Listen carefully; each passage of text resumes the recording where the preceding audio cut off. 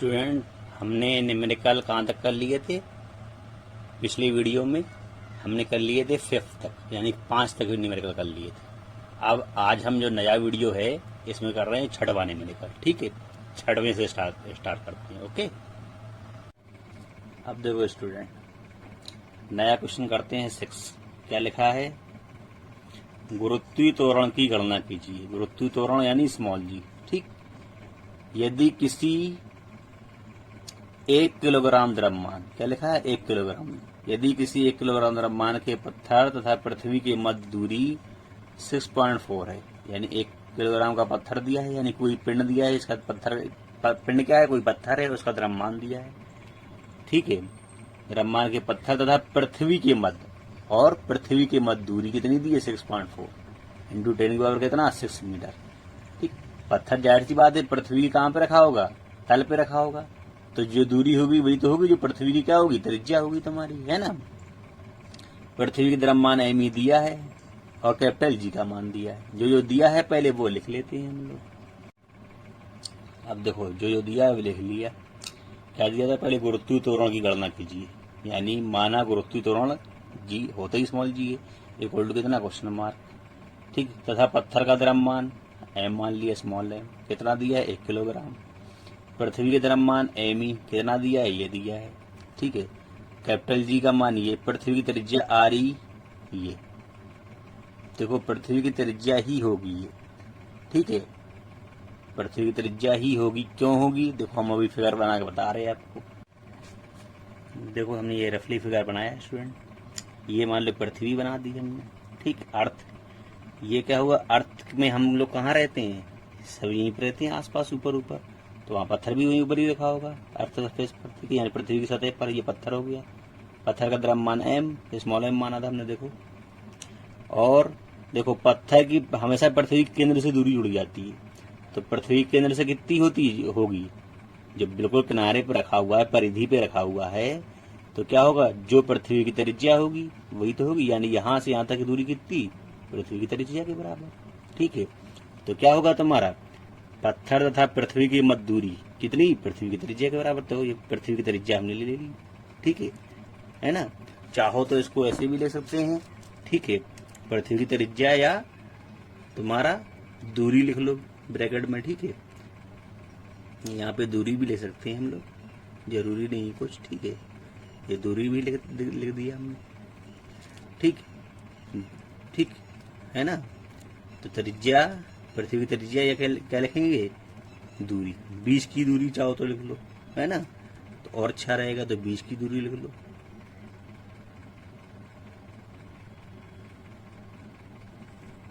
बीच की दूरी, ठीक है, बीच लिख दिया और क्या लिख दिया? बीच की दूरी। ठीक है ना, बीच की दूरी भी कह सकते हैं इसको, और पृथ्वी की त्रिज्या भी कह सकते हैं, यानी कि पृथ्वी और पत्थर के बीच की दूरी या पृथ्वी, तुम्हारा क्या? पृथ्वी की त्रिज्या।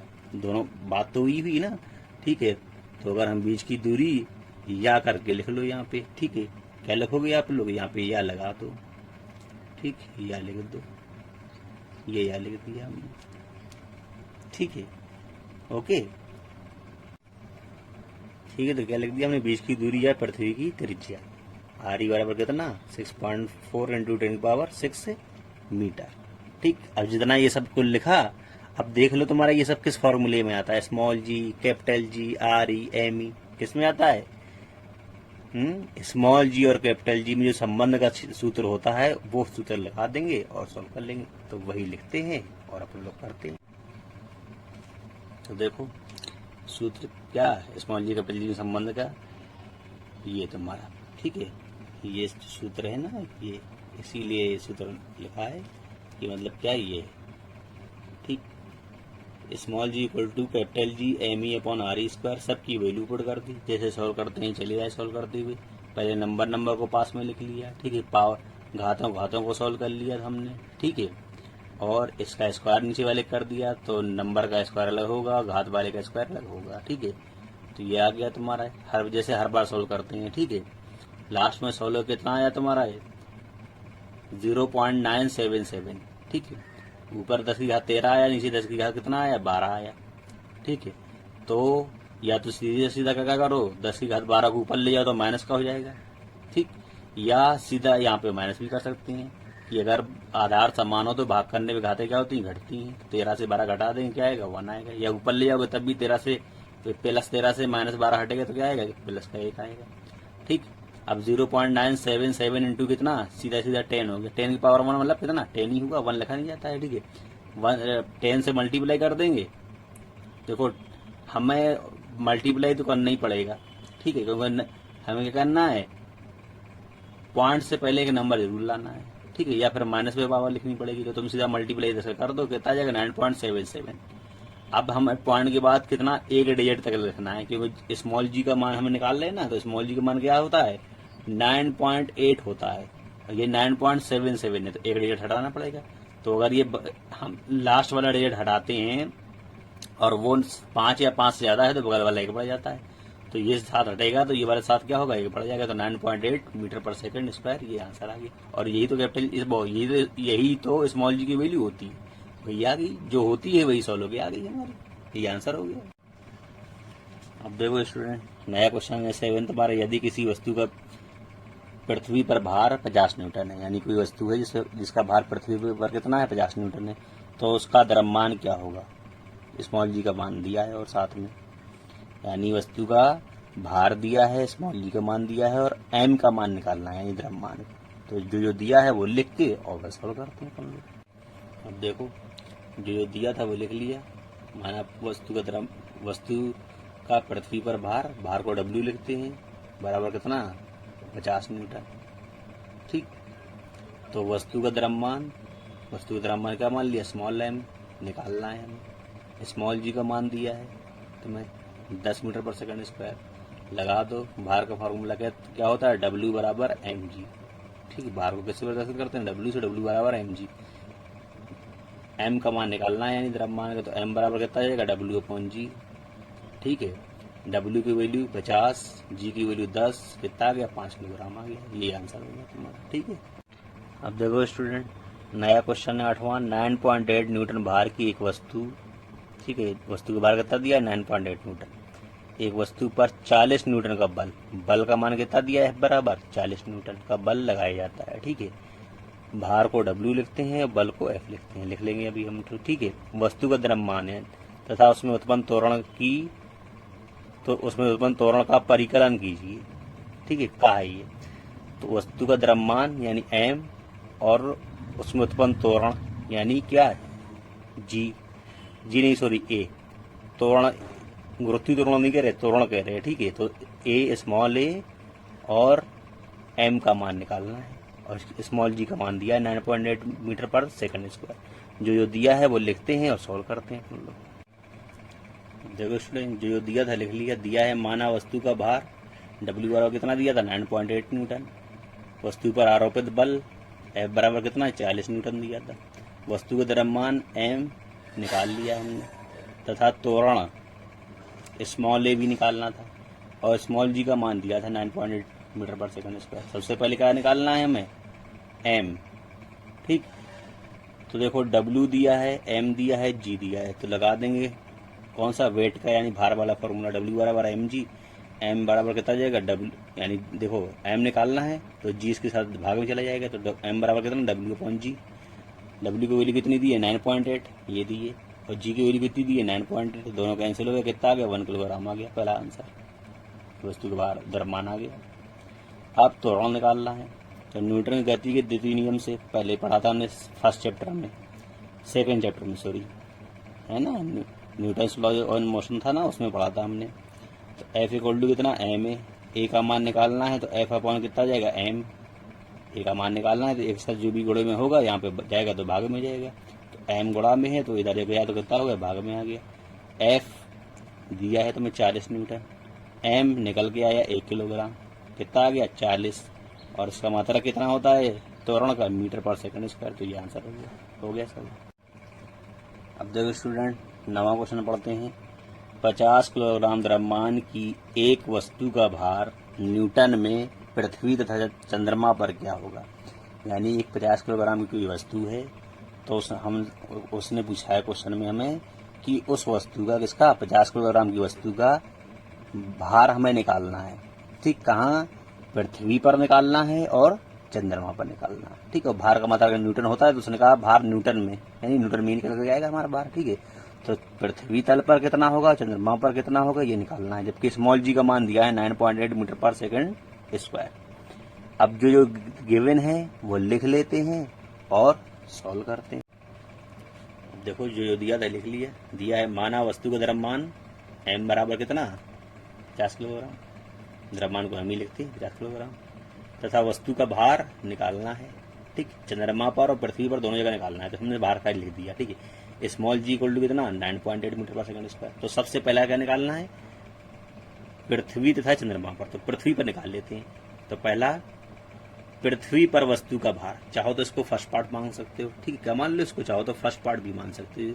ठीक है, ठीक, तो क्या हो गया, पृथ्वी पर वस्तु का भार W बराबर कितना होता है, mg होता है भार।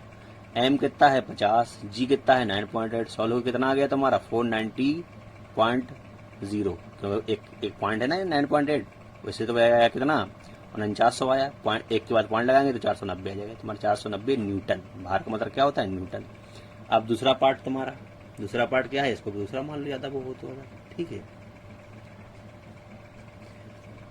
क्या है दूसरे में, चंद्रमा पर वस्तु का भार।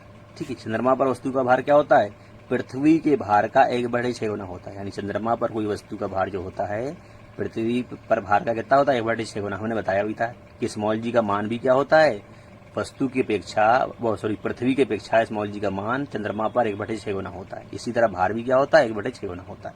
तो चंद्रमा पर वस्तु का भार बराबर कितना, 1/6 गुणे पृथ्वी पर वस्तु का भार, यानी इसके पृथ्वी पर वस्तु के भार का 1/6 गुना। तो 1/6 गुणे कितना है, पृथ्वी पर वस्तु का भार कितना है, 490। भाग किया तो कितना आया, 81.67 आ गया तुम्हारा न्यूटन आंसर।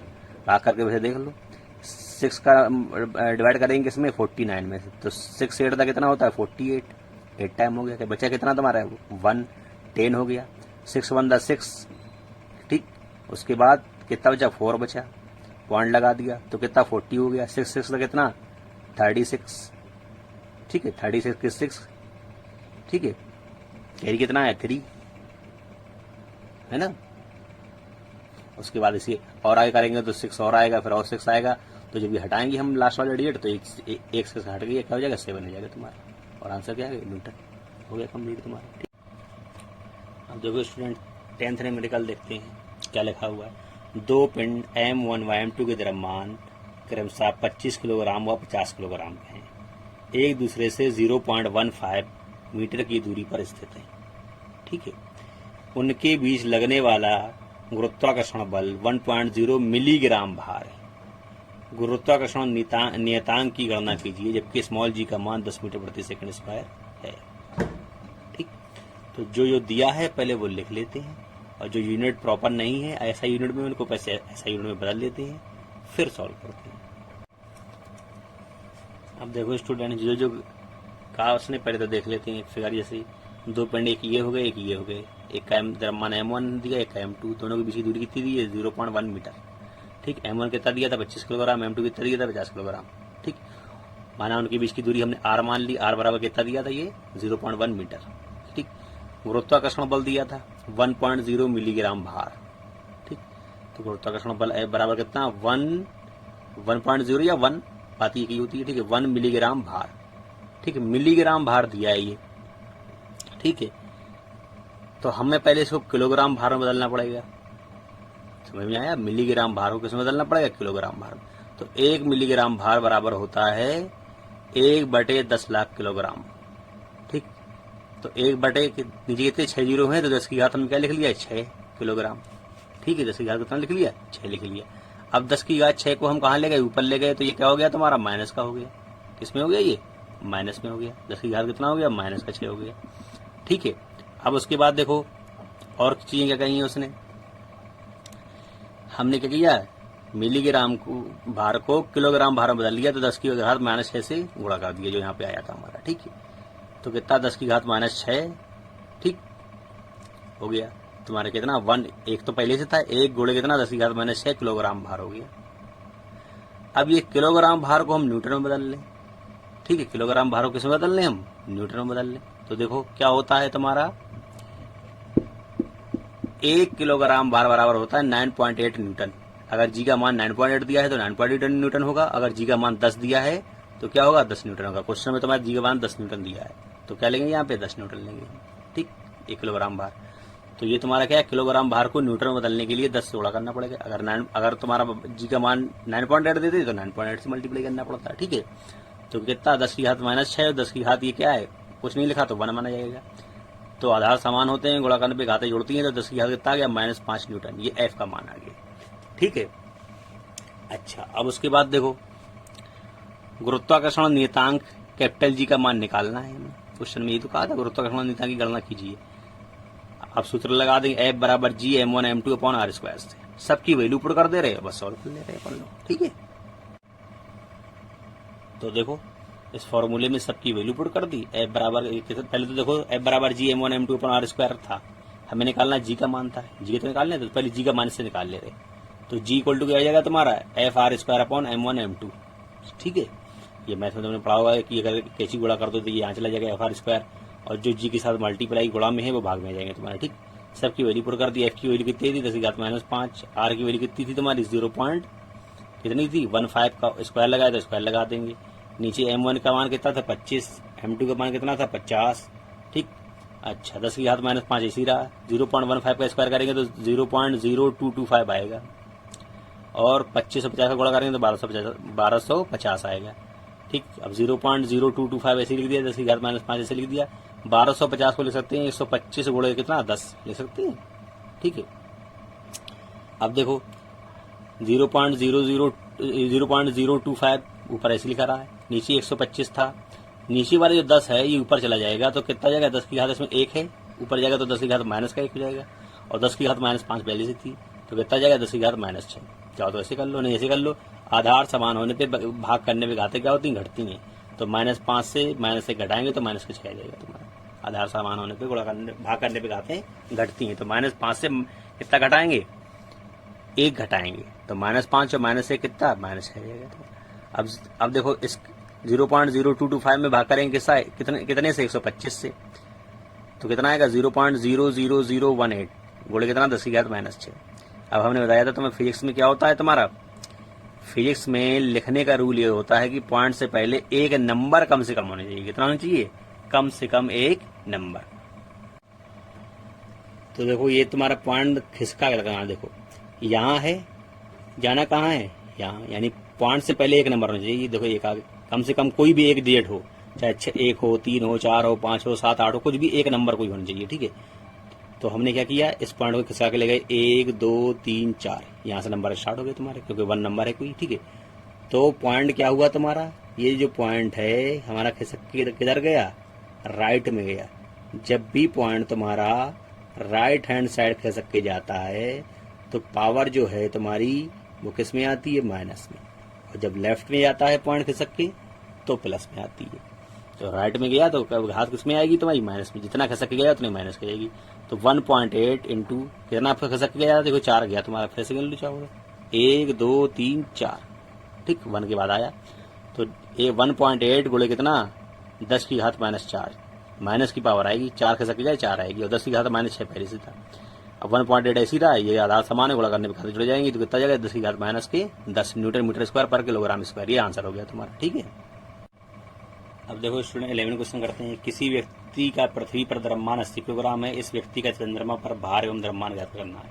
पृथ्वी पर द्रव्यमान दिया है, चंद्रमा पर द्रव्यमान और भार ज्ञात करना है। तो भार खाली चेंज होगा चंद्रमा पर, क्योंकि स्मॉल जी का मान बदल जाएगा। वहाँ पे जो स्मॉल जी का मान है चंद्रमा पर पृथ्वी के मान का 1/6 गुना होता है।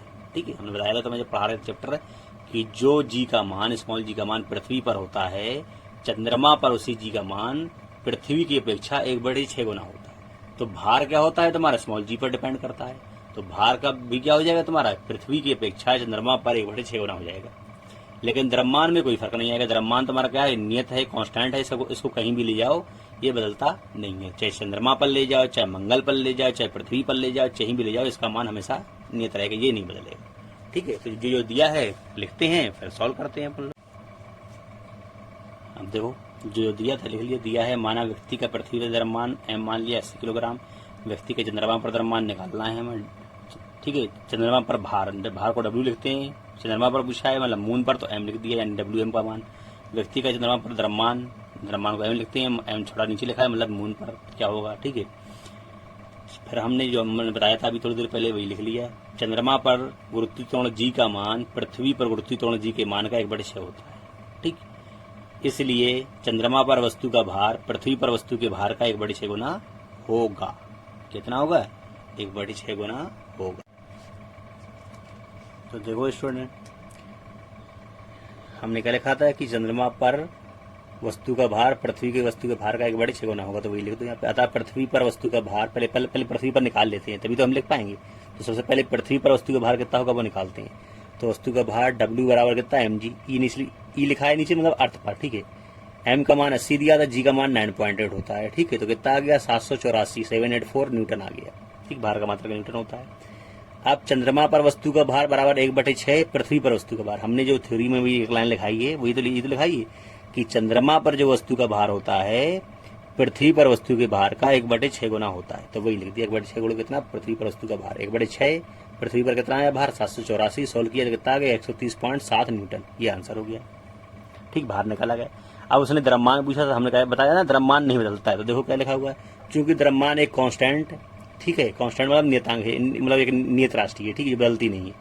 इसका मान सभी जगह नियत या ब्रैकेट में लिखा है एक समान रहता है। अतः व्यक्ति का चंद्रमा पर वही द्रव्यमान होगा जो पृथ्वी पर होगा, अर्थात 80 किलोग्राम का ही होगा, ठीक। अब देखो स्टूडेंट, क्वेश्चन कौन सा? 12 पृथ्वी के तल पर गुरुत्वाकर्षण 10 मीटर प्रति सेकंड स्क्वायर है। मंगल ग्रह का द्रव्यमान पृथ्वी की अपेक्षा 1/5 तथा त्रिज्या 1/2 है। मंगल ग्रह पर जो मंगल ग्रह का जो द्रव्यमान है वो पृथ्वी के द्रव्यमान कितना? 1/5 गुना, और उस पृथ्वी की त्रिज्या का 1/2 गुना है। मंगल ग्रह के तल पर गुरुत्वाकर्षण के कारण किसी पिंड के त्वरण की गणना कीजिए, यानी जी का मान निकालना है, स्मॉल जी का, ठीक है। स्मॉल जी क्या होता है? त्वरण होता है। अब जो कहा है वो लिख लेते हैं, सॉल्व कर लेते हैं बस। तो देखो स्टूडेंट, क्या दिया है? पृथ्वी पर गुरुत्वाकर्षण, ये हम जानते हैं, ठीक है। पृथ्वी पर गुरुत्वाकर्षण कितना होता है? G बराबर G_me/r²। ये कहलाता है स्मॉल जी और कैपिटल जी में संबंध। समीकरण 1 मान लिया इसको। पृथ्वी पर G का मान ये होता है, ठीक है। माना मंगल ग्रह पर गुरुत्वाकर्षण कितना मान लिया हमने? G' मान लिया, क्योंकि पृथ्वी पर G होता है तो हम इसको थोड़ा अलग मानना पड़ेगा। G' हो गया। G' बराबर कितना? Gm'/r²। देखो कैपिटल जी तो बदलता नहीं, कहीं ये कांस्टेंट है तो ये ऐसे ही रहेगा। द्रव्यमान अलग हो जाएगा। तुम्हारा द्रव्यमान क्या है उसका? मंगल ग्रह अलग होगा, पृथ्वी का अलग होगा, ठीक है। हर चीज का द्रव्यमान क्या होता है? अलग अलग होता है। किसी का द्रव्यमान बड़ा होता है, किसी की छोटा होता है। इसलिए मंगल ग्रह द्रव्यमान कितना मान लिया हमने? m' मान लिया। उसकी त्रिज्या क्या मान लिया? r'। स्क्वायर इसमें भी लगाया तो स्क्वायर इसमें भी लगाते हैं। समीकरण 2 मान ली। अब क्वेश्चन में देखो क्या कहा है। क्वेश्चन में उसने ये कहा है कि जो मंगल ग्रह का द्रव्यमान है पृथ्वी के द्रव्यमान का 1/5 गुना है। मंगल का जो द्रव्यमान है पृथ्वी के द्रव्यमान का कितना है? 1/5 गुना है। तो पृथ्वी द्रव्यमान क्या है? m ही है ये तुम्हारा, ठीक। m ही होता है पृथ्वी द्रव्यमान। तो मंगल ग्रह का द्रव्यमान m' माना, तो m' बराबर कितना है? 1/5 m। उसने कहा 1/5 गुना है पृथ्वी द्रव्यमान का, तो 1/5 m। वो किसी चीज को गुना करना हो तो मतलब उससे गुणा करा जाता है। 1/5 किसमें? पृथ्वी वाले द्रव्यमान गुणा कर देंगे। और उसने कहा है मंगल ग्रह की त्रिज्या जो है पृथ्वी की त्रिज्या की 1/2 गुना है, यानी मंगल ग्रह की त्रिज्या पृथ्वी की त्रिज्या की 1/2 गुना है। तो लिख दी r' बराबर r' क्या थी? मंगल ग्रह की त्रिज्या, और r क्या थी? पृथ्वी की त्रिज्या। तो r' बराबर 1/2 r। और स्मॉल जी का मान दिया है 9.8 मीटर पर सेकंड स्क्वायर। ये पृथ्वी पर होता है तुम्हारा, ठीक है। ना दिया हो तभी याद तो होता ही है मैं, ठीक। अब देखो समीकरण 2 से G' बराबर लिखा हमने Gm'/r², यही तो है।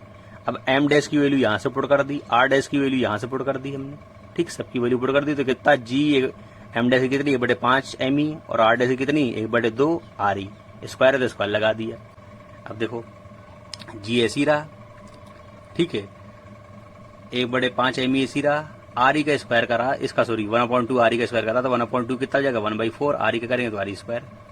अब देखो ये 1/5 ऐसी रहा, नीचे वाला जो है जब ये 4 लाइनें होती हैं ऐसे तो क्या होता है? अगर ऐसे कभी जैसे दिया है तुम्हारा कितना दिया है? 1/5, देखना गौर से, 1/5 और बटे में कितना दिया है 1/4।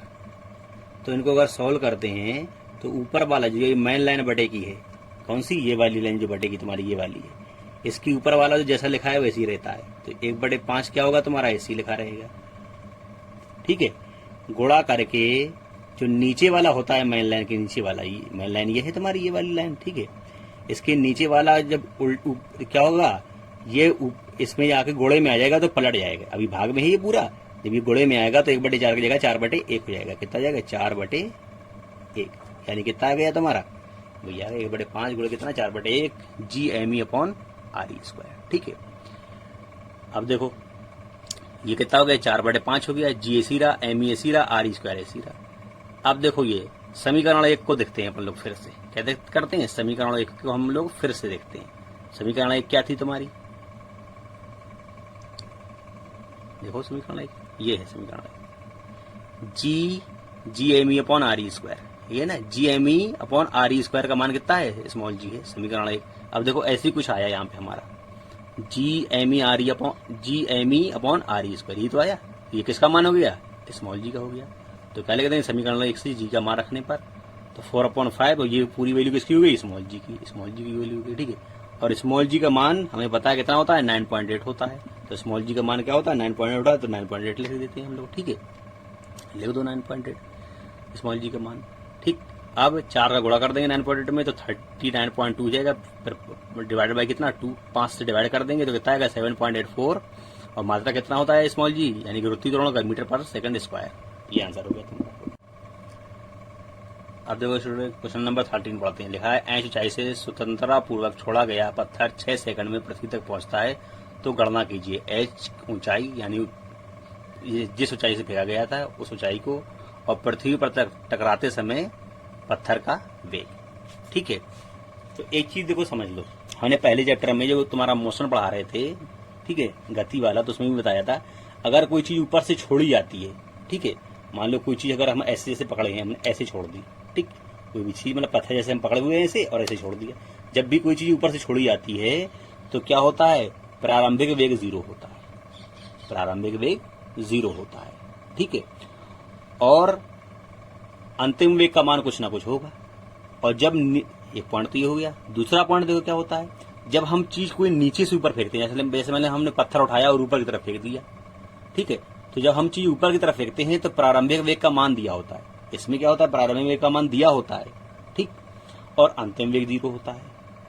फिर से सुनो, देखो जब हम कोई चीज ऊपर से ऐसे छोड़ते हैं तो प्रारंभिक वेग 0 होता है और अंतिम वेग का मान कुछ ना कुछ दिया होता है, और जब हम चीज नीचे से ऊपर फेंकते हैं तो क्या होता है, प्रारंभिक वेग का मान दिया होता है और अंतिम वेग 0 होता है।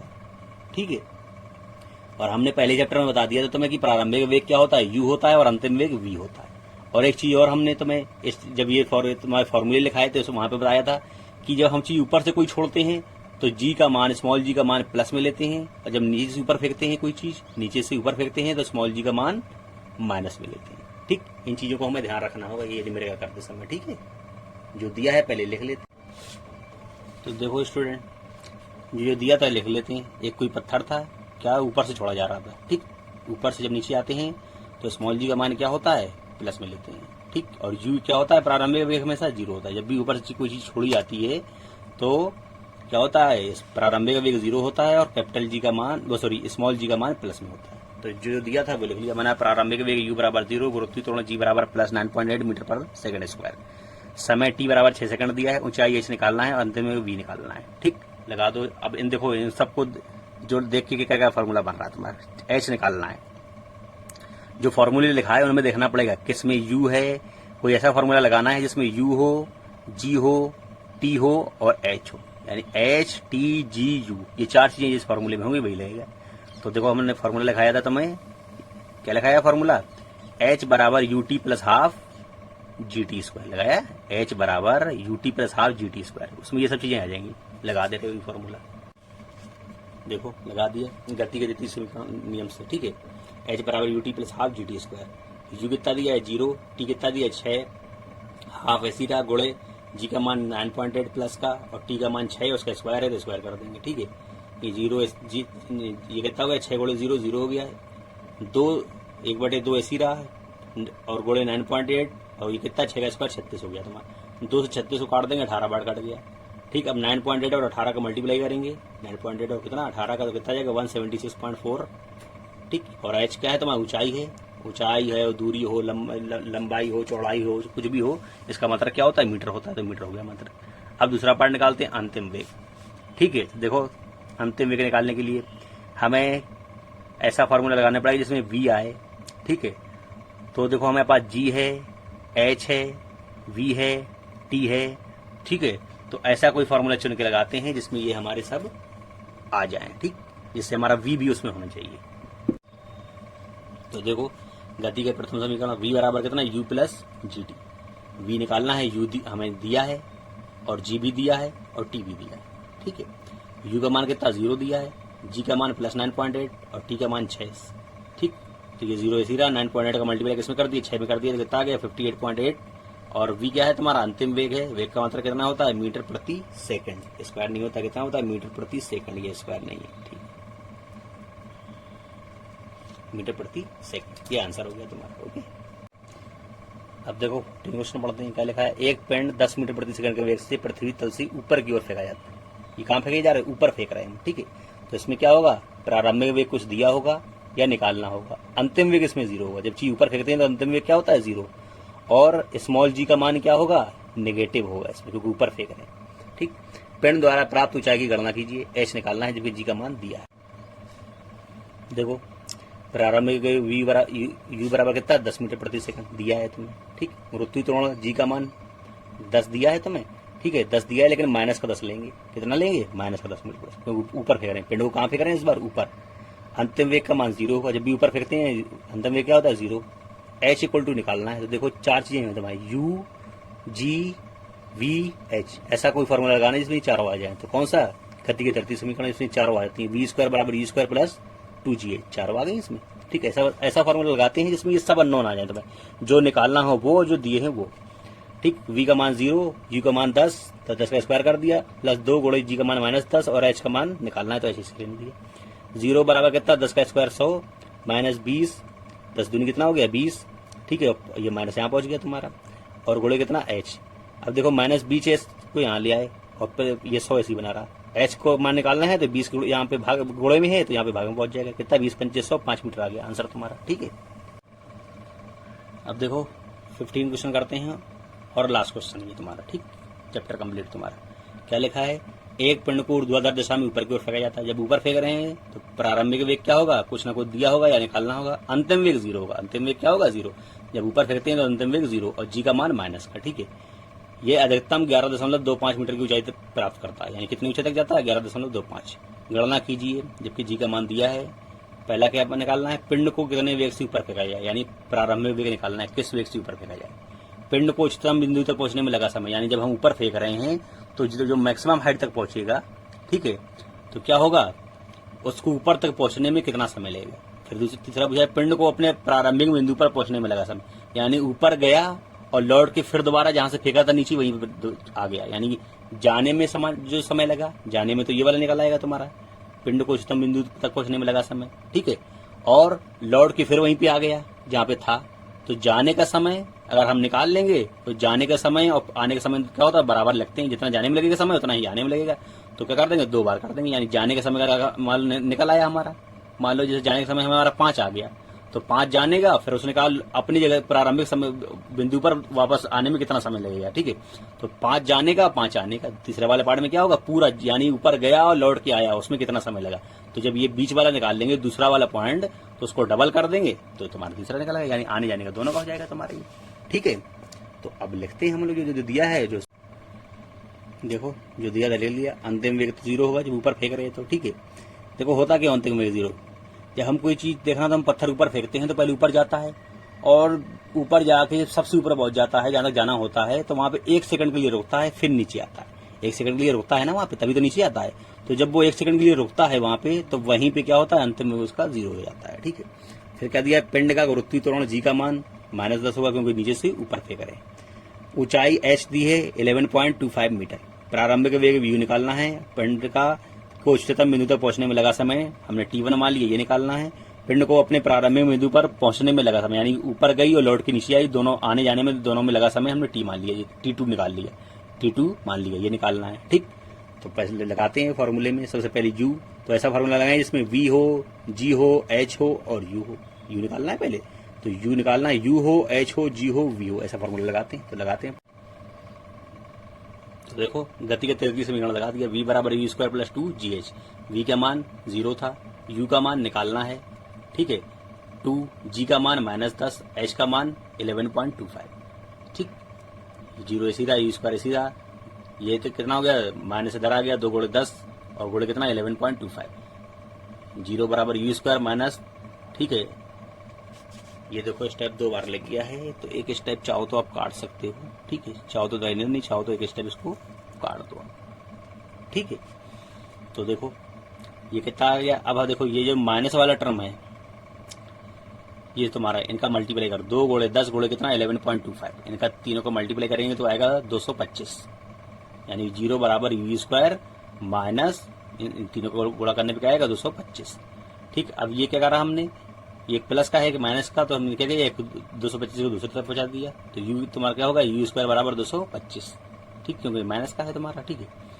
तो क्या किया हमने कि इसको मान लो इधर ले गए, ठीक है, यानी कि ऐसे आ गया, ये देखो ऐसे, यानी 225 बराबर U स्क्वायर हो गया, बराबर U स्क्वायर। देखो 225 माइनस का है तो इधर ले गए तो प्लस का हो गया, इसको सीधा लिख दो तो कितना जाएगा, U स्क्वायर बराबर कितना 225, U स्क्वायर बराबर कितना 225 हो गया ये। तो वही हमने लिख दिया, U स्क्वायर बराबर कितना 225। ठीक, तो U बराबर जब स्क्वायर हटेगा तो अंडर रूट लग जाएगा इसमें 225 में। 225 का स्क्वायर रूट क्या होता है, यानी वर्गमूल कितना होता है 15, तो U बराबर कितना आ गया 15 मीटर पर सेकंड, ये आंसर हो गया इसका। अब देखो दूसरा पार्ट, क्या निकालने था हमें, पिंड को उच्चतम बिंदु तक पहुंचने में लगा समय, यानी T निकालने था। तो वही गति के प्रथम नियम लगा देंगे, प्रथम समीकरण, ठीक है। क्या, V बराबर U प्लस GT, V कितना 0, U कितना निकल गया, V निकल गया है 15 लिख दिया, और G का मान कितना -10। T की जगह हमने क्या माना था T1, यानी उच्चतम बिंदु तक पहुंचने में लगा समय क्या मान लिया था हमने T1, तो T1 लिख दिया। अब देखो ये माइनस का 10 इंटू T1 माइनस का है, तो इधर लेके आएगा कितना हो गया, प्लस का हो गया तुम्हारा, ठीक है। अब देखो ये बराबर 15 ऐसी बना रहा, T1 बराबर कितना 15/10 हो गया, 10 यानी गुणे में तो भाग में आ गया, भाग करेंगे तो कितना 1.5 सेकंड, यानी ऊपर जाने में कितना समय लगेगा 1.5 सेकंड, ठीक, उच्चतम बिंदु तक पहुंचने में। तो ये जब 1.5 जाने का लगा, तो और जाने और आने का दोनों का मिला के कितना होगा, 1.5 जाने का 1.5 आने का, तो कितना 1.5 और 1.5 कितना हो गया 3 हो गया। तो देखो तीसरे पॉइंट में वही तो कहा था, तीसरे पार्ट में प्रारंभिक बिंदु पर पहुंचने में लगा समय, यानी जहां से चला था वहां तक दोबारा आने में। तो देखो जाने में 1.5 और आने में 1.5, तो देखो पिंड को आने तथा जाने में लगा समय, तो 1.5 जाने में 1.5 आने में, तो कितना हो गया 3 पॉइंट हो गया, 3.0 यानी 3 सेकंड लगा तुम्हारा, ये थर्ड पार्ट हो गया आंसर, ओके।